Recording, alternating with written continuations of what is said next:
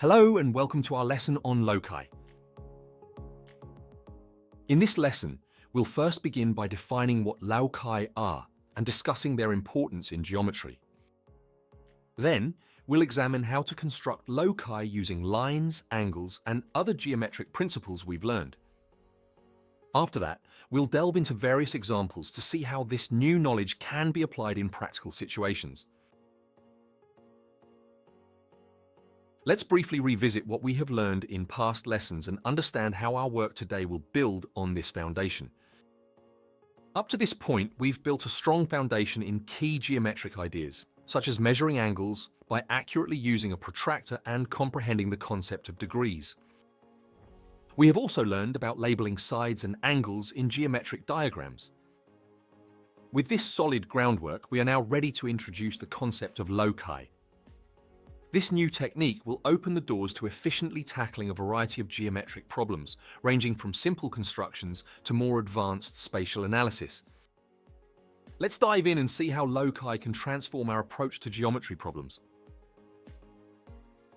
To kick things off, imagine this practical example. Suppose you tie a dog to a tree using a lead. The lead restricts the dog's movement to a certain distance from the tree. As the dog walks, it covers an area that forms a perfect circle around the tree. This circle is the locus of points that the dog can reach, all being a fixed distance equal to the length of the lead from the tree. The dog can reach any point on this circle because this is how far the lead reaches. However, the dog cannot reach point X because the lead does not stretch this far. This is why this point is not included in the locus of points. This essentially illustrates the concept of a locus, the set of points that satisfy a particular condition, in this case being a fixed distance from a certain point. Now we will turn to our second objective for this lesson, constructing loci. To construct a locus that is a fixed distance from a specific point, you draw a circle. This is the same as what we saw in our previous example with the dog tied to the tree. To make sure that you draw a perfect circle, which is a fixed distance from the center point, make sure you use a compass. First, choose the fixed point around which you are going to draw the circle. In our case, let's just choose the middle of the axes shown in the diagram on the right. Place the needle end of the compass on this fixed point and adjust the width between the pencil end and the needle end to the desired distance. Rotate the compass around the fixed point to draw the circle. Any point on this circle will be the same distance away from our fixed point as the original distance set on the compass. So this red circle is our locus, that is a fixed distance away from a specific point. Next, we will look at how to construct a locus of points equidistant from two fixed points. This is also known as a perpendicular bisector. Remember, equidistant just means equal in distance. Suppose we want to construct the locus of points equidistant from the two fixed points of A and B shown on the diagram. Step 1 is to use a compass to draw arcs above and below the segment connecting these 2 points, ensuring the arcs intersect. Let's start with A. Place the needle end of the compass on A and draw an arc. Now repeat the same with the compass at B, drawing another arc from this point. For step 2, notice that the intersections of these arcs give you 2 new points. Let's label them X and Y. For step 3, draw a straight line through these intersection points. This line is the perpendicular bisector and represents the locus of points equidistant from the 2 original points. So this method will allow you to construct a perpendicular bisector of any 2 given fixed points. Next, we will look at how to construct a locus of points equidistant from 2 lines. This is also known as an angle bisector, which you may remember from our previous lesson titled Constructing Angle Bisectors. Make sure to revisit this previous lesson if you are unsure. This time we are given two lines, and we want to draw a line through the middle, which is equidistant to both of these lines.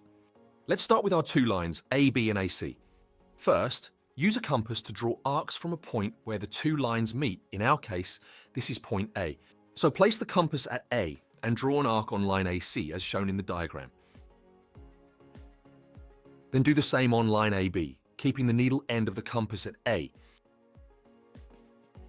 You should now have an arc drawn on each of the lines. Now for step 2. Without changing the compass width, draw arcs from the points where the first arcs intersect the lines. Starting with the arc on line AB, place the compass end where this red arc meets the line and draw another arc in the middle of the two lines.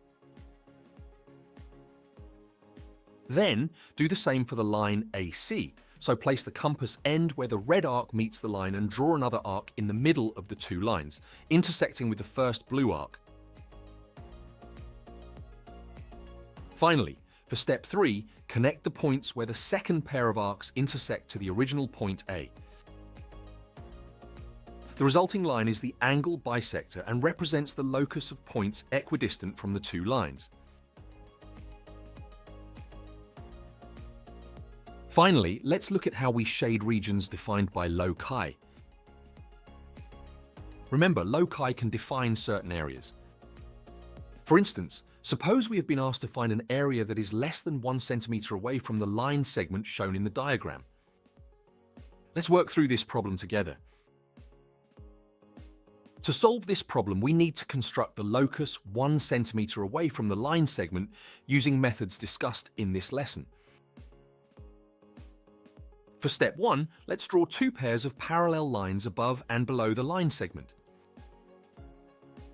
So, first, draw the lines above and below the line segment with a distance of 1 centimeter away.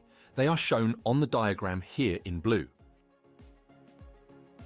Then do the same with vertical parallel lines 1 centimeter away, shown here in purple. For step 2, we also need to draw two semicircles at each end of the line segment. You will need to use your compass for this. Put the needle end on the end of the line segment and set the width of the compass to 1 centimeter, then draw a semicircle shape from the end of the line segment. Repeat this process on the other end of the line to get the other semicircle shape. Well done, we have now created a loci of 1 centimeter away from the line segment. We have created this using 4 parallel lines and 2 semicircles.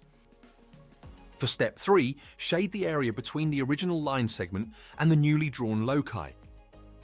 This shaded region represents all points that are within 1 centimeter of the original line. Let's apply this to a simple situation.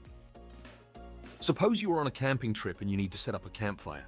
You want your campfire to be exactly 5 meters away from your tent and 5 meters away from a nearby lake to reduce the risk of fire. We can use the concept of loci to help you position your campfire correctly. The locus here would be all the points that are 5 meters away from both your tent and the lake. First, draw 2 points to mark your tent and the lake. Let's label the tent as T and the lake as L. Next, using our knowledge of circles, draw a circle of radius 5 meters centered on T and do the same centered on L. If you're drawing this on paper, make sure to use your compass. These circles represent the locus of points that is 5 meters from T and L respectively. The intersection of these circles gives the possible positions that you can have your campfire such that it is 5 meters away from both T and L. And that's the end of our content for today. In this lesson, we explored the concept of loci, an essential tool in geometry for understanding distances and positions. We began by defining what loci are, using a practical example of a dog tied to a tree to illustrate the idea of a locus as the set of points satisfying a specific condition. We then moved on to constructing various types of loci based on our knowledge of lines and angles. Specifically, we learned how to draw a circle as the locus of points a fixed distance from a given point, a perpendicular bisector for points equidistant from two fixed points, and an angle bisector for points equidistant from two intersecting lines. Additionally, we discussed how to shade regions defined by loci, such as finding areas within a certain distance from a line segment. By understanding and practicing these constructions, you can now solve many practical geometric problems involving distances and positioning. This lesson has equipped you with the foundational skills needed for more complex spatial analyses in future lessons.